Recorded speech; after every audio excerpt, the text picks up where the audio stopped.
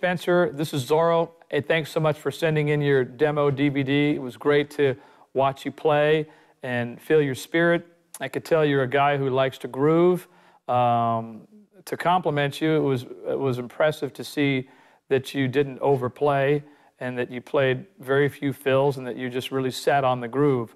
To help you out, I would say to you to play that same song, but just have the metronome on and just have the song memorized so you can hear what you sound like when you're playing time.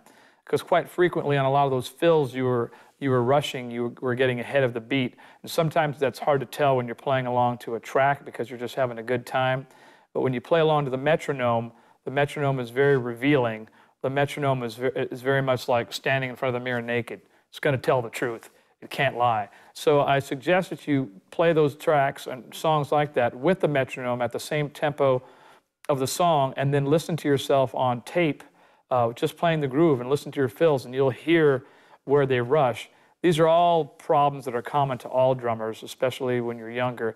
It takes time to learn how to lay back those fills and not get excited. The same thing happened when you were going into the bridge. You got a little excited, and the art of being a good drummer is learning how to control your emotions because it's exciting to play. The reality is that it's exciting to play, and it's exciting when a bridge comes up with new chord changes.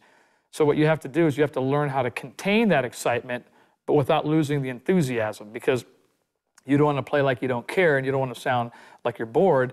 But it's a fine art. It takes many years to develop that to where you have the enthusiasm, but you also control the time.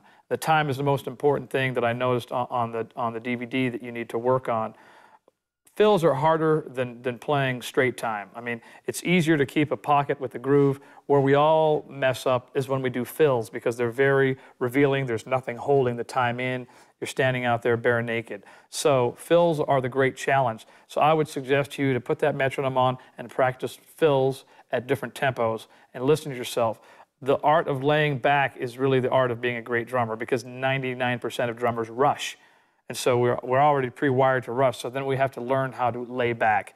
And but other than that, you got a good spirit, you had a good attitude in your playing, you had a good vibe, you got loads of potential. Now all you got to do is retool, recalibrate, realign the machines, and every great drummer has to go through seasons where they're retooling. Manufacturers do that. We got to retool, we got to reset up the equipment to get it right. And if you're willing to undergo the process, you've got incredible potential. So you just have to, humble yourself. That's the key to being a great drummer or great anything is humility. Humility means that you can humble yourself to take the correction.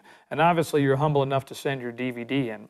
Don't always seek compliments from people, seek constructive criticism because we don't grow from the compliments as much as we grow from, hey, you need to work on that.